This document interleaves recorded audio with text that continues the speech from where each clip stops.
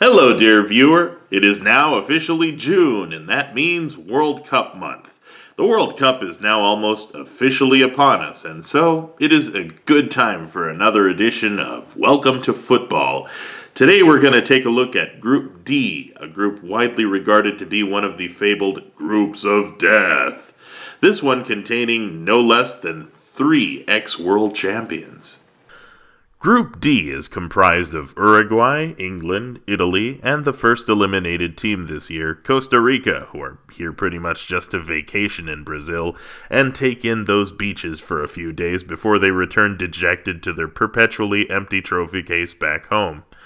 So you got Uruguay, champs in 1930 and 1950, which, sure, seems so long ago that it doesn't even matter, until you remember that Uruguay came in 4th in 2010, upsetting just about everyone's expectations for the team. You have England, who bought the refs in 1966 and have one illegitimate World Cup. Sorry, they won it in 1966 and have been complaining about their inability to win it ever since. You have Italy, who won the World Cup way too many times, 1934, 1938, 1982, and 2006, all by playing the most boring, defensive, at times dirtiest football and begging the refs to give them penalties every game. But all joking aside, these are all contenders. 3 feared teams are going to duke it out, but only 2 of them will get to make it out of their group. Uruguay has an impressive team that is capable of all sorts of destruction. Luis Suarez is a beast. He single-handedly dragged his team kicking and screaming to the semifinals in 2010 by being the best goalie of the tournament, which is an amazing feat for a forward. Many people hate him for what they saw as cheating, except he knew what he was doing. He knew that the rules would force a red card on him for blocking a shot with his hands, and he took a risk, bought his team a chance, which paid off. All illegal goalkeeping antics aside, Suarez is an impressive player. He managed to lead the goal-scoring table in qualifiers, and he has one hell of a team backing him up. Veteran Diego Forlan, who won the Golden Ball last time, Edison Cavani, a very decent goalie in Muslera. Expect this team to bring it, especially in a South American country. Uruguay opens their campaign in Fortaleza, where they will be automatically awarded 3 points.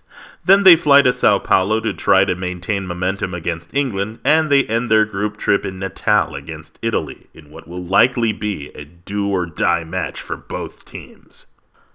England has the unenviable problem of fielding a really overrated side that still contains the likes of Rooney and Lampard, whose last successes consisted of FIFA asking them to pose for their game boxes. England historically have been a feared team, and it would be stupid to underestimate them today too, but they really haven't been much of a force in the sport in recent years, and even their own countrymen don't expect them to do much more than make it to the knockout stages. That may actually help their morale in a weird way to not have that pressure on them. They had a ridiculously easy qualifying campaign, and they still gave up ties to the Ukraine, Poland, and Montenegro, all 3 nobody teams. That said, they kinda have momentum on their side, even though their higher-ups don't seem to like their group. Now, England starts off in Manaus against Italy. That's like saying you're starting off your life in the North Pole with no weapons at your disposal and having to fight a pack of polar bears to see who gets to eat the remaining berry that isn't covered in snow. Yeah, they have a ridiculously difficult start. Then after that grueling start, they fly to Sao Paulo to try to recover some momentum against a likely less tired and mainly we didn't have to fly to Manaus, Uruguay. Fortunately for England, they will be awarded 3 free points in Belo Horizonte, even if they may have to tug on someone's dreadlocks to score again. And last but certainly not least, we have Italy.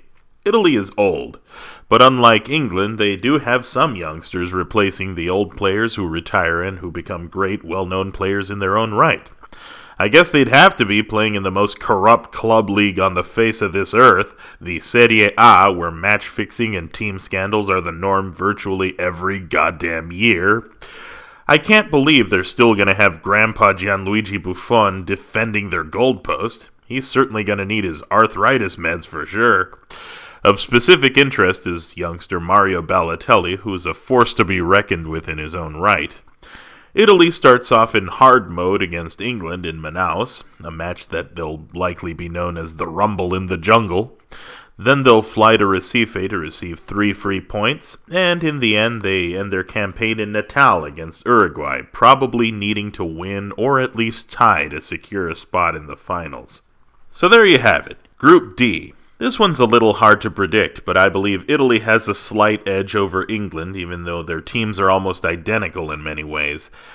Italy sure knows how to beat England. They did it at Euro 2012 after all. Uruguay is playing in South America and has a team that many love to underestimate. I would not discount them one bit. So here's my obligatory prediction. Italy to top the group, Uruguay to clinch second just barely. England 1 point shy. But Asa, you forgot these guys! No, I didn't. Like any bookie with a brain, I have them at 1,000 to 1 to even make it out of their group. Put money on them if you want to see your money evaporate. 3 and out is bizarrely still too kind of a prediction for Costa Rica. They'll be lucky not to end up dead last in this tournament due to the insanely difficult group given to them. I know a lot of England fans are gonna not like this prediction, but hey, YouTube is full of ridiculous pro-England videos where you trash us Argentines endlessly. There's a place for all of us. Hope you enjoyed watching, and if you did, stick around for Group E. Should be ready by the time World Cup 2018 rolls around. Till next time, dear viewer.